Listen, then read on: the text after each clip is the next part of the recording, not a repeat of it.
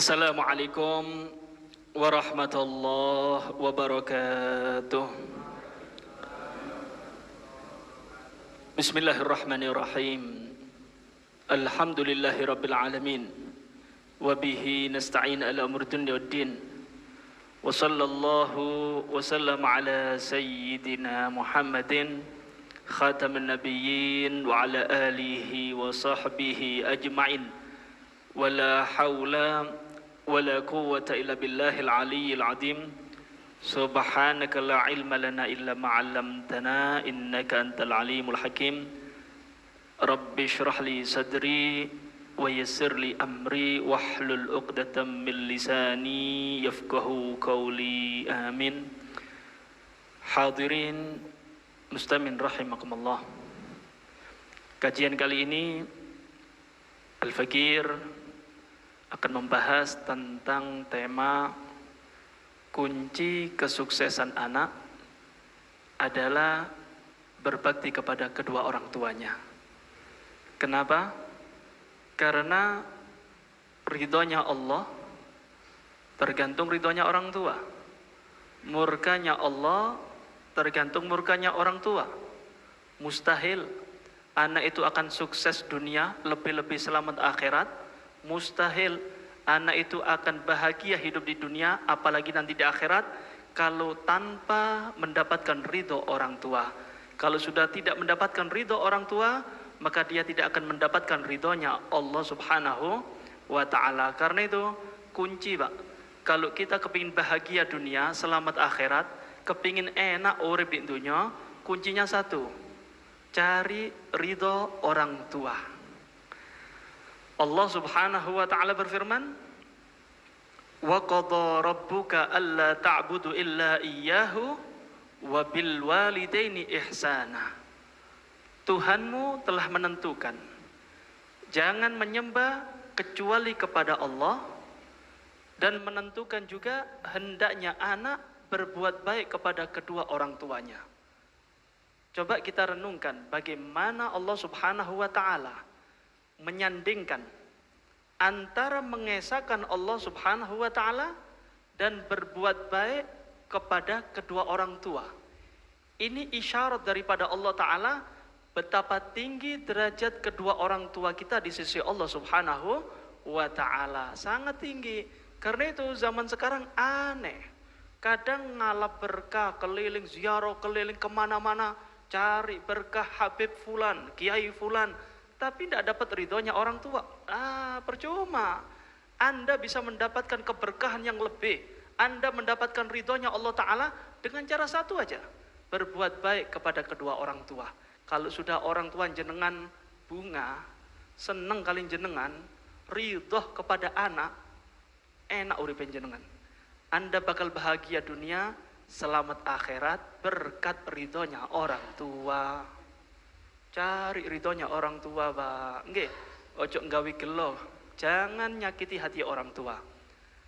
Dalam hadis qudsi, Allah subhanahu wa ta'ala berfirman, man asbaha murdiyan li muskhitan li walidayh fa ana anhu sakhid, wa man asbaha murdiyan li walidayh wa muskhitan li fa ana anhu radin. Allah subhanahu wa ta'ala berfirman dalam hadis qudsi, siapa anak di pagi hari membuat aku ridho, tapi dalam sisi lain membuat jengkel hati orang tua, membuat marah orang tua, aku murka kepada anak tersebut. Sebaliknya, siapa anak yang membuat aku murka tapi membuat ridho orang tua, maka aku tetap ridho kepada anak tersebut. Hadis ini bukan berarti memerintahkan kita fokus untuk bakti sama orang tua, kemudian gak ibadah. Bukan. Artinya, kalau jenengan ahli ibadah, jangan lupa bakti juga kepada orang tua. Kalau jenengan ahli ibadah, kemudian membuat jengkel orang tua, Allah murka. Lebih-lebih ndak ahli ibadah, gregetno atine wong tua. Waduh, tambah parah ini, Pak. Gambarannya gini. Kalau jenengan mulai maghrib ahli ibadah, sholat berjamaah, pengajian, sholat isya berjamaah, kemudian darusan, qiyamul lail, sholat subuh berjamaah. Setelah sholat jenengan pulang ke rumah, orang tua butuh sama jenengan. Nak, LPG-nya ibu habis, tolong tukokno LPG. Kemudian anak ini mengatakan apa? Bu, ngantuk. Cegeh. Orang tua ngerosok gelo, ya Allah, mek njuk tolong tukokno LPG, nak ngantuk bu. Apa kata Allah Ta'ala? Aku murka kepada anak tersebut. Ya Allah, coba Anda bayangkan. Mulai malam ahli ibadah, membuat ridho Allah Ta'ala sebagai Tuhannya, taat kepada Allah, cuma gara-gara urusan sepele, gregetno ati nang wong tuwa, ndak mau diperintah, Allah murka kepada dia. Tapi sebaliknya, ketika jenengan mungkin mulai malam ndak ibadah, tapi pagi hari jenengan membuat ridho orang tua, bantu nyiapkan pekerjaan orang tua, bantu nyapu rumah, kemudian orang tua ridho, ya Allah, anakku Masya Allah, bantu aku ridho kepada anak tersebut. Kata Allah Ta'ala, aku ridho kepada anak tersebut walaupun anak itu membuat aku murka. Artinya apa? Ini satu gambaran betapa tinggi derajat orang tua kita di sisi Allah Subhanahu wa Ta'ala. Jangan sampai Anda gambarkan pemahamannya bukan berarti fokus ibadah, fokus bakti sama orang tua, kemudian tidak ibadah. Bukan. Ini satu isyarat. Kilo, kedudukannya wong tua jenengan, sampai-sampai Allah mengatakan apa? Walaupun jenengan ahli ibadah, tapi membuat murka orang tua, aku murka kepada anak tersebut. Allahumma sholli ala Muhammad. Karena itu Pak, curi hati orang tua, sing bakti ambek wong tua, ben jenengan uripe tenang, biar Anda hidupnya bahagia dunia, selamat akhirat. Hati-hati, eman-eman orang tua, jimat Pak, jimat. Nggih, saya sedikit ceritakan. Sahabat Nabi Muhammad sallallahu alaihi wasallam, beliau ahli ibadah kepada Allah Subhanahu wa Ta'ala. Masya Allah, ahli ibadah, kemudian nikah sama perempuan cantik. Setelah itu kurang untuk khidmat kepada orang tua, kurang. Kemudian fokus prioritas kepada istri. Tahu kan jenengan? Ibunya marah, ibunya iri. Loh, anakku mari rabi, kok ndak perhatian kepadaku ya? Kemudian setelah dia ini memprioritaskan istrinya, tahu kan jenengan? Ketika sakaratul maut, itu sulit mengucapkan la ilaha illallah. Sulit mengucapkan la ilaha illallah. Seakan-akan dikunci oleh Allah Subhanahu wa Ta'ala, mulutnya tidak bisa mengeluarkan kalimat tauhid. Kebingungan ini istrinya, opo iki? Ini sahabat Nabi Muhammad, ahli ibadah, kok tidak bisa mengucap la ilaha illallah? Kemudian dengar kepada para sahabat, akhirnya datang para sahabat talqin, la ilaha illallah, ayo katakan la ilaha illallah. Tidak bisa Pak. Lapor kepada Nabi Muhammad sallallahu alaihi wasallam. Lapor, wahai Rasul, sahabat jenengan tidak bisa mengucapkan la ilaha illallah. Maka Nabi Muhammad mengatakan, si duwe wong tua enggak? Masih punya orang tua enggak? Punya wahai Rasul. Coba datangkan, kirim salam kepada ibunya, datangkan dia ke sini, datang ke rumahku. Datang Pak. Ibunya sahabat Nabi Muhammad SAW datang. Jenengan leres benar, ibunya fulan. Ya. Apakah anak jenengan punya salah kepada jenengan? Nangis ibunya Pak. Nangis di hadapan Nabi Muhammad SAW sambil mengatakan, memang benar wahai Rasulullah, itu sahabatmu ahli ibadah, tapi aku loro hati wahai Rasul. Aku sakit hati kepada anakku.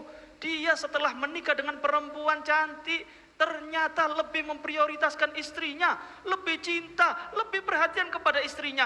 Aku aku yang melahirkan dia, aku ditinggal oleh anakku wahai Rasulullah. Aku tidak ridho wahai Rasulullah.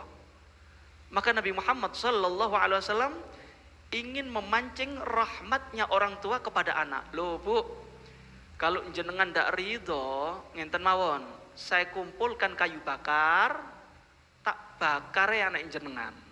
Ketimbang dibakar di neraka, luwe enak tak bakar di dunya. Maka ibu ini mengatakan, wahai Rasul, ibu mana? Orang tua mana yang rela melihat anaknya dibakar hidup-hidup, wahai Rasulullah? Walaupun sahabatmu tersebut nyakiti hatiku, tapi aku tetap sayang. Itu anakku, wahai Rasulullah. Maka Nabi Muhammad mengatakan, loh, lek jenengan tetap ndak ridho, ya tak bakar anak jenengan. Maka ibu ini mengatakan apa? Aku ridho, wahai Rasulullah. Aku ridho kepada anakku, wahai Rasulullah. Nah, Rasulullah kepin membuktikan, coba talkin anaknya. Kalau ditalkin bisa mengucapkan la ilaha illallah, berarti orang tuanya sudah ridho. Datang sahabat, kemudian ditalkin, yuk katakan la ilaha illallah. Tahu kan jenengan Pak? Lancar Pak. Sambil mengucapkan la ilaha illallah, Muhammadur Rasulullah sallallahu alaihi wasallam meninggal dunia dalam keadaan husnul khatimah berkat ridho orang tua. Coba nggih. Ini sahabat Nabi Muhammad, ahli ibadah, tidak dapat ridho orang tua. Bagaimana nasibnya? Pak, hampir meninggal tidak bisa mengucapkan la ilaha illallah.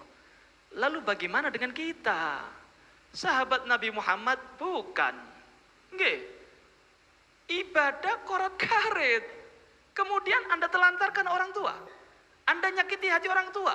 Anda lebih memprioritaskan istri, lebih cinta kepada istri daripada orang tua. Hati-hati jenengan. Jangan-jangan lepas iman daripada jenengan gara-gara ndak dapat ridhonya orang tua. Loh, monggo. Jenengan punya rumah tangga, punya istri cinta, monggo. Cuma ingat, istri itu nomor 2. Yang pertama siapa? Ibu jenengan. Ibunya Anda prioritaskan. Karena itu ketika cari istri, istri yang soleha, yang bisa membantu suami bakti sama orang tua. Bukan istri yang mencegah suami untuk bakti. Bahaya Pak. Didi ibu loh. Bojo kok ngene buaan Pak. Ini istri yang bisa menjerumuskan jenengan ke neraka ini. Istri yang soleha itu selalu mengingatkan suami, Pak, Mas, ya apa kabar ibu? Jenengan sudah ngasih enggak bulanan? Perhatikan ibu, gimana kesehatan ibu? Loh, ini mitra dalam ibadah jenengan. Ini baru istri yang membantu jenengan untuk taat kepada Allah. Ya Allah, apa maning zaman sakniki nggih, Pak? Susah. Suami katanya kayak duit nang ibu, itu sengit-sengit Pak. Sengit-sengit, ojo sampai ketemu nih gitu. Iki ketemu iso geger di omah nih, kiamat di omah nih. Iki bojoku kayak mak lampir nih. Ya Allah, mosok kate bantu ibu wedi ambek bojo, kan keterlaluan Pak. Sahabat Nabi Muhammad aja memprioritaskan istri, tidak dapat ridhonya orang tua, nyaris Pak, nyaris meninggal dalam keadaan tidak bisa mengucapkan la ilaha illallah. Lalu bagaimana dengan kita? Mikir Pak, ya Allah, ojo sampai istri ini kulon jenengan kok ngenten nggih, istri yang bisa mendorong kita untuk bakti kepada orang tua nggih. 6. Kemudian beda cerita dengan tabi'in. Ada Sayyidut Tabi'in, kisah daripada Uwais Al-Qarani, Sayyidut Tabi'in, hidup di zaman Nabi Muhammad sallallahu alaihi wasallam, cuma tidak pernah ketemu Nabi Muhammad. Apa sebabnya? Khidmat, fokus melayani ibunya. Ibunya tua renta. Nah, Uwais Al-Qarani cinta kepada Nabi Muhammad, kepingin ketemu Nabi Muhammad. Cuma kalau egois, Uwais Al-Qarani keluar daripada daerahnya menuju kota Madinah bisa ketemu Nabi Muhammad. Cuma mentelantarkan ibunya. Ketakutan Uwais Al-Qarani, ojo sampai dikatakan anak yang durhaka. Uwais Al-Qarani cinta kepada Nabi Muhammad, dibuktikan. Cintanya kepada Nabi Muhammad dibuktikan. Apa itu? Dengan cara bakti kepada orang tua. Ini perintahnya Nabi Muhammad. Anak wajib bakti kepada orang tua. Khidmat, melayani itu. Wes Al-Qarani melayani, apapun keperluan orang tua dilayani, tidak pernah meninggalkan orang tuanya. Allah, tahu kan jenengan Pak? Apa hasilnya? Nabi Muhammad kirim salam. Allahumma sholli ala Muhammad. Nabi Muhammad kirim salam dan diperintahkan pembesar sahabat yaitu Sayyidina Umar, Sayyidina Ali, diperintahkan oleh Nabi Muhammad untuk mencari yang namanya Wes Al-Qarani dan diperintahkan untuk minta doa. Kalau kita bandingkan Pak, Sayyidina Umar, Sayyidina Ali sama Wes Al-Qarani, tentunya derajat Sayyidina Ali, Sayyidina Umar lebih tinggi, sahabat Nabi Muhammad. Tapi bagaimana? Wes Al-Qarani diangkat derajatnya oleh Allah Ta'ala sampai-sampai Nabi Muhammad kirim salam, Nabi Muhammad memerintahkan sahabatnya untuk minta doa kepada Wes Al-Qarani. Apa kuncinya? Kok bisa Wes Al-Qarani sukses mendapatkan cintanya Nabi Muhammad SAW? Apa kuncinya? Khidmat, bakti sama orang tua, melayani orang tua. Wes Al-Qarani digendong wong tua nih Pak. Ya Allah, dapat cintanya orang tua, dapat cintanya Nabi Muhammad, diangkat derajatnya oleh Allah Subhanahu wa Ta'ala. Lah sekarang subhanallah, kepingin bib, kulo niki bib, tur Wali Songo, kepingin saya ngalap berkah, keliling Wali Songo, wong tua ditinggal, orang tuanya ditelantarkan. Bagaimana mungkin Anda dapat ridho Pak? Bagaimana mungkin Anda dapat berkah? Kalau seumpama wali niku iso ngomong teko kuburan, dijejek jenengan Pak. Kurang ajar arek iki. Kepingin antuk berkah kula, ternyata sumber barokah di rumahnya ditinggalkan. Ridhonya Allah tergantung orang tuanya, ditinggalkan. Ngamuk waline niku Pak. Karena itu sudahlah, prioritaskan orang tua. Ketika ibu jenengan, wong tua jenengan, ayahnya jenengan sing urip, ojo obah-obah wis. Ojo kepingin ngalor, ojo kepingin ngidul wis. Fokus orang tua. Ini kunci nih Pak, kunci. Sahabat Nabi Muhammad SAW yang bernama Abu Hurairah, diriwayatkan semasa hidup orang tuanya tidak pernah sekalipun melaksanakan haji. Ya Allah, sahabat Nabi Muhammad Abu Hurairah, semasa hidup ibunya tidak pernah melaksanakan haji. Kenapa? Karena melayani khidmat kepada ibunya. Nah, setelah Sedo meninggal dunia, lalu Abu Hurairah mencari barokahnya Ka'bah, ngalap berkah, melaksanakan haji. Kok bisa Abu Hurairah tidak melaksanakan haji? Karena Abu Hurairah faham ridhonya Allah tergantung ridhonya orang tua. Percuma aku keping golek ridhoni Gusti Allah, berangkat haji, ternyata aku menyakiti hati orang tua. Gledek ado-ado nang Mekah antuk murkoni Gusti Allah. Ini harus dipikirkan Pak. Anda mau bergerak, mau keluar jauh, mikir lek jenengan metu ado wong tua ya apa iki? Lebih-lebih Anda penopangnya. Anda yang selalu membersihkan kotorannya, Anda yang waduh macam-macam kebutuhan orang tua tergantung jenengan. Ojo oba wis. Dah fokus sama orang tua. Anda bakal bahagia, Anda bakal mendapatkan ridhonya Allah Subhanahu wa Ta'ala berkat khidmat kepada orang tua. Zaman akhir Pak, zaman akhir nggih. Anak bakti sama orang tua ini jarang Pak. Bahkan zaman sekarang nih Pak, miris. Orang tua itu takut sama anak. Mau merintah anak itu kuweden. Mau nyuruh anak itu sungkan. Nah, belikan ini takut. Kenapa? Luwe kereng teko bapake. Kan begitu. Kalau zaman dulu, anak itu selalu diperintah orang tua, nggih. Nah, belikan ini meracangan. Nah, ini nak, nggih, berangkat terus. Kalau zaman sekarang, orang tua sungkan sama anak, orang tua wedi kali yugone. Kenapa? Kurang ajar anaknya. Nanti diperintahkan sedikit, opo maneh tepak main Mobile Legend nggih, fokus-fokus. Kok Bu, gampang. Waduh. Ya Allah. Hati-hati jenengan. Bagaimana mungkin Anda sukses? Tidak mungkin jenengan sukses dunia selamat akhirat kalau jenengan nyakiti hati orang tua. Fokus aja. Fokus sama orang tua. Nggih. Nah, dalam hadis yang lain Nabi Muhammad sallallahu alaihi wasallam bersabda, "Ma min rajulin barin yanduru ila walidayhi aw walidatihi nadrata rahmatin illa kataballahu tilkan nadrata hajjatan mutaqabbalatan mabruratan." Kata Nabi Muhammad, tidak ada seseorang yang berbakti kepada orang tuanya, bakti Pak, kemudian anak ini memandang wajah orang tua dengan pandangan rahmat. Anda ngelihat orang tua dengan rahmat, ya Allah ibuku, ya Allah ayahku, ini yang membesarkan aku, ini yang melahirkan aku, ini yang menafkahi aku, rahmat, sayang kepada orang tua. Apa kata Nabi Muhammad? Setiap pandangan anak kepada orang tua dengan pandangan sayang, itu Allah akan mencatat satu pandangan rahmat tersebut kepada orang tua, dicatat seperti melaksanakan haji, dan hajinya diterami kali Gusti Allah. Allahumma sholli ala Muhammad. Satu pandangan Pak, satu pandangan kepada orang tua, jenengan mandang orang tua dengan rahmat, sayang, cinta kepada orang tua, itu dicatat pahalanya seperti jenengan haji, hajinya diterami kali Gusti Allah. Maka para sahabat gawok, lu gede temen ya pahala ya, kok besar banget pahalanya.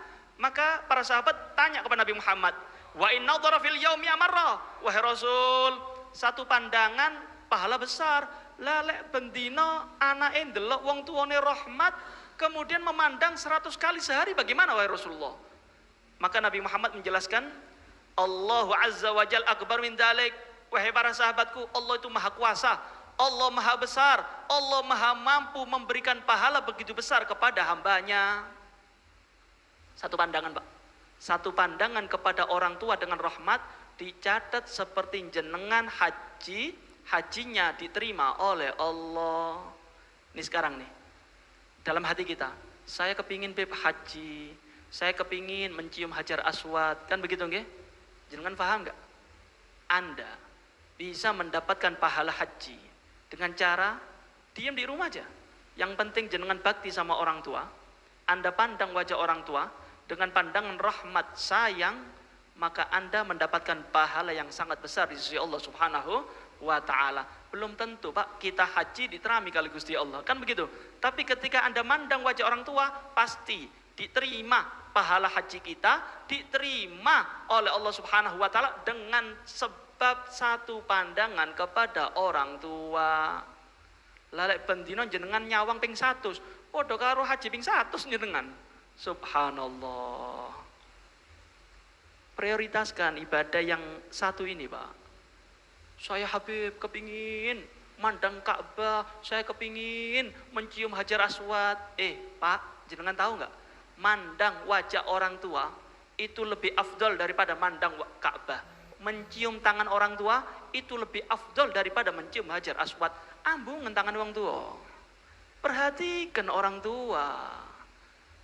Orang tua nih Pak, nggak mau hartanya anak, enggak. Yang diharapkan orang tua cuma satu, perhatian anak itu. Kalau Anda memberi rezeki, memberi harta kepada orang tua, tapi Anda tidak perhatian dengan keadaannya, gelo wong tua itu, sakit hatinya. Tapi ketika Anda selalu perhatian kepada orang tua, walaupun Anda saat ini belum bisa memberi harta, belum bisa membahagiakan orang tua dengan harta, tapi ketika Anda perhatian kepada keadaan orang tua, seneng wong tua itu. Tiap pagi jenengan sowan, kalau rumahnya deket nggih, Anda sowan, Bu, Pak, gimana kabarin jenengan? Baik Pak, dongakno yugone jenengan, doakan biar anak bakti, doakan biar sukses anak jenengan, doakan biar selamat dunia, selamat akhirat. Seneng wong tua itu Pak, bahagia itu orang tua.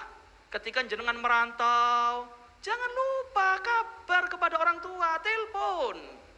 Pak, Bu, gimana kabar jenengan di sana? Baik Bu nggih, dongakno anak jenengan sekarang merantau, kepingin nyenengno jenengan Bu. Seneng wong tua Pak. Ketimbang tiap bulan transfer 10 juta, 20 juta, tapi tidak pernah tanya keadaan orang tua. Pegel hati orang tua. Ya Allah, dikira mbak anakku aku kepingin njuk duit, sakit hati orang tua. Tapi tidak pernah jenengan tanya bagaimana keadaan orang tua, turunnya ya apa, kesehatan ya apa, sakit hati orang tua. Perhatian anak itu yang diinginkan oleh orang tua.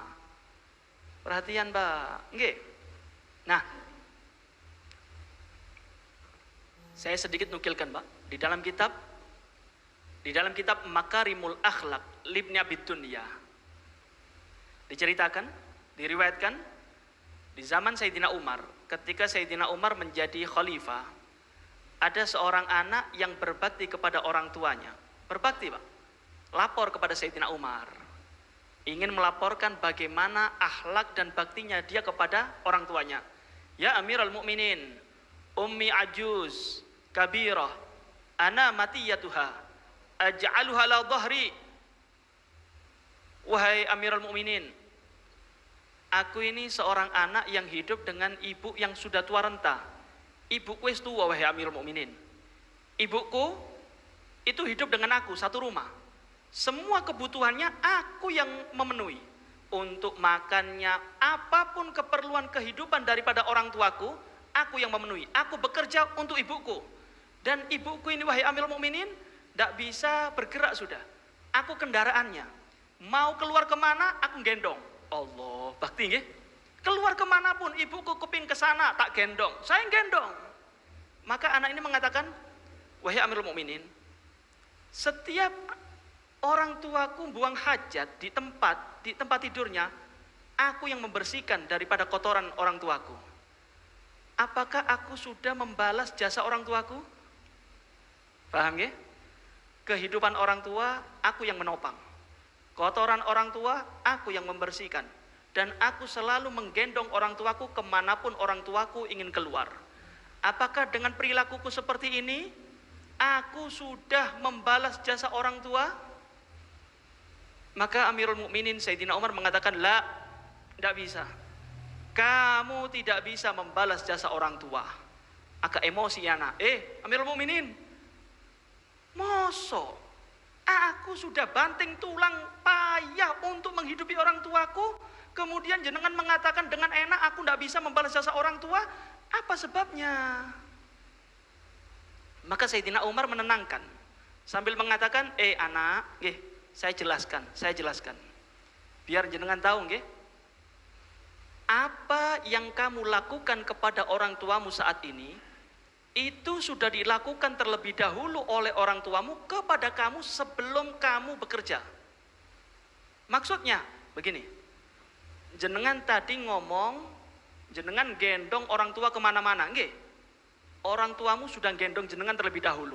Kapan, wahai Amirul Mukminin? 9 bulan kamu di dalam kandungannya. Kemana-mana dibawa oleh orang tuamu. Orang tuamu tidur dibawa, orang tuamu ke dapur dibawa. Tidur itu tidak enak gara-gara jenengan. Diam ini anak. Terus jenengan mengatakan kotoran orang tua jenengan bersihkan. Nggih, ojo sombong. Ketahuilah, orang tuamu sudah melakukan terlebih dahulu. Kamu sebelum dewasa seperti ini, kamu dulu kecil. Ketika kamu bayi, buang hajat di tempat. Anda kencing, Anda berak di tempat. Ketahuilah, tangan suci orang tuamu membersihkan daripada kotoranmu. Kemudian kamu mengatakan apa? Dengan sombongnya, dengan bangganya kamu mengatakan kehidupan orang tua kamu topang? Jenengan paham nggak? Kata Sayyidina Umar, tegas Sayyidina Umar. Mulai cilik sampai gede ku sapa sing nguripin jenengan? Anda ini sebelum bekerja siapa yang menghidupi kamu? Diam ini anak. Kemudian ada satu permasalahan yang ini tidak bisa Anda lakukan. Ini yang menyebabkan anak tidak bisa membalas jasa orang tua. Apa, wahai Amirul Mukminin? Gini, yang kamu lakukan kepada orang tua itu dengan terpaksa. Tapi berbeda orang tua ketika ngurusi anak dengan rahmat. Ketika anak sakit, anak sakit nih, orang tua pasti doa, ya Allah, sembuhkan anakku ya Allah, ya Allah, panjangkan umur anakku ya Allah. Rahmat orang tua. Ketika orang tua dikasih ujian oleh Allah Ta'ala berupa anak yang mungkin sakit-sakitan, sabar orang tua itu, sabar ngurusi anak dengan rahmat. Tapi berbeda ketika anak dikasih ujian oleh Allah Ta'ala berupa orang tua yang sakit-sakitan. Tidak semua orang bisa. Terkadang anak itu mengatakan apa? Ya Allah, aku capek ngurus orang tuaku. Ya Allah, bendino berseni kotoran. Ya Allah, kapan wong tuaku mati? Itu penyebabnya. Kamu tidak bisa balas jasa orang tua. Orang tua ngurus anak dengan rahmat. Anak ngurus orang tua terpaksa. Allah, terjadi nggak Pak? Terjadi. Berapa banyak anak sok sibuk, nggih? Alasannya saya ini lagi bekerja, Habib di luar kota, saya sibuk. Tidak kayak panti jompo Pak. Orang tuanya taruh panti jompo. Loh, jenengan kira bapak jenengan, ibu jenengan biar ndak sibuk goleki rezeki gawe jenengan? Sibuk. Tapi pernahkah jenengan tit kenang tonggo? Ndak tahu, Pak. Ngemong orang tua itu. Ngemong. Karena itu ridhonya Allah tergantung ridho orang tua. Eman-emanan wong tua. Kalau sudah meninggal dunia baru jenengan nyesel, baru jenengan gelo, baru jenengan, oh ya Allah, ampuni dosa saya. Kasep, umpung si urip eman-emanan. Paham gak Pak? Karena itu sing semangat cari ridhonya Allah dengan cara mencari ridhonya orang tua. Kita berharap Pak, kita berharap mudah-mudahan orang tua kita yang masih hidup dipanjangkan umurnya oleh Allah Ta'ala, sehat walafiat fi taatillah, dan kita berharap mudah-mudahan kita semua menjadi anak yang berbakti kepada orang tua, kita mendapatkan ridhonya orang tua, kita bisa membahagiakan hati orang tua. Kita berharap mudah-mudahan kelak di akhirat semua kumpul dengan keluarganya di surganya Allah Subhanahu wa Ta'ala bersanding dengan Nabi Muhammad sallallahu alaihi wasallam. Amin ya rabbal alamin. Wa hada minni, wassalamu alaikum warahmatullahi wabarakatuh.